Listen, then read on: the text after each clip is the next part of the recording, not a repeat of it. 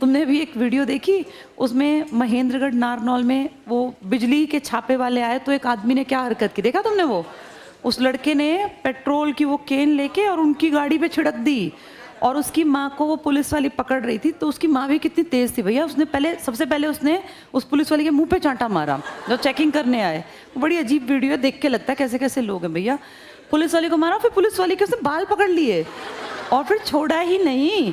2 औरतें लग गई बेटा, देखो कितना मतलब बढ़िया खाते पीते अच्छे घर की महिला होगी, उसको वो कंट्रोल नहीं कर पाई, और वो दोनों औरतें जो है ना उसके बाल पकड़ रखे, एक का यहाँ से ऐसे पकड़ रखा है, और वो उसने छोड़ा नहीं, चाहे उन्होंने उसको थप्पड़ मारे या कितना ही मारा। अब कोई भी औरत है, सोचो उसका जवान बेटा तुम्ही लोगों की उम्र का था, अब भाई बेटे को तो बुरा लगेगा ना, ठीक है पुलिस बाद की बात है। तो उस लड़के ने कोशिश की, तो फिर वो पुलिस वाले आगे आ गए कि भाई तू ऐसे लेडीज को हाथ नहीं लगा सकता। अब उसकी माँ को वो ले जाने लगी तो नीचे गिर गई, नीचे लेट गई, और फिर लेट के उसके कपड़े वपड़े मतलब पकड़ रखा है, गला वाला।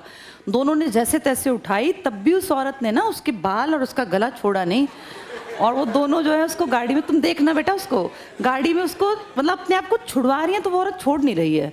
और फिर उतने में उसका लड़का, उसके फादर कहते हैं जा तो मिट्टी का तेल ला, वो अंदर से भाग के जाता है, केन लाया, और उसने उस गाड़ी पे ना लिखा है उस पर 112 हरियाणा पुलिस सदैव आपके साथ, इस तरह करके उस पर तेल छिड़क दिया। और जो उसकी माँ को, क्योंकि वो बंद ही नहीं कर पाए दरवाज़ा, उसकी माँ ने ना उन औरतों का गला और छोड़ा नहीं, तो वो दरवाज़ा बंद नहीं हुआ।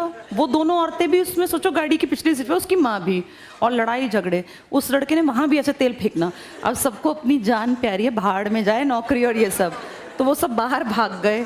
और फिर उसकी पत्नी भी निकल आई बाहर, तो उसके पति को दिखा कि भाई फिर पकड़ेंगे, तो उसके पति ने अपनी पत्नी पे वो पेट्रोल छिड़क दिया सारा, मतलब वो फिर वो वीडियो बना रहे हैं कि देखो अपनी पत्नी पे। अब हो सकता है बेटा कई बार ना ऐसा गलती में होता है, आदमी आग लगा दे, अपना ही कितना बड़ा नुकसान, पर पुलिस वाले भी भाग गए, फिर वहां से बोले जल्दी बैक करो बैक करो, बाद में लाए होंगे, लेकिन डर तो बेटा सबको लगता है। अब ये जो चीज़ है ना, यहाँ पे काम आती हैं चीज़ें कि भैया पढ़ाई लिखाई कितनी ज़रूरी है।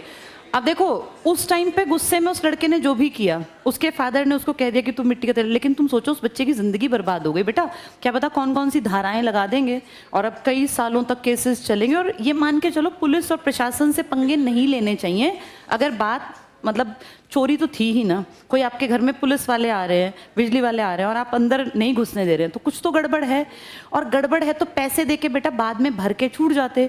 ये जो कर दिया ना, ये क्राइम है। ऑन ड्यूटी पुलिस वाले पे हाथ उठाना, फिर उनकी गाड़ी को जलाने की कोशिश, क्या पता कितनी धाराएं लगेंगी। और वो तो आग नहीं लगाई, माचिस होती तो वो आग भी लगा देते। तो हरियाणा में इस तरह के लोग हैं।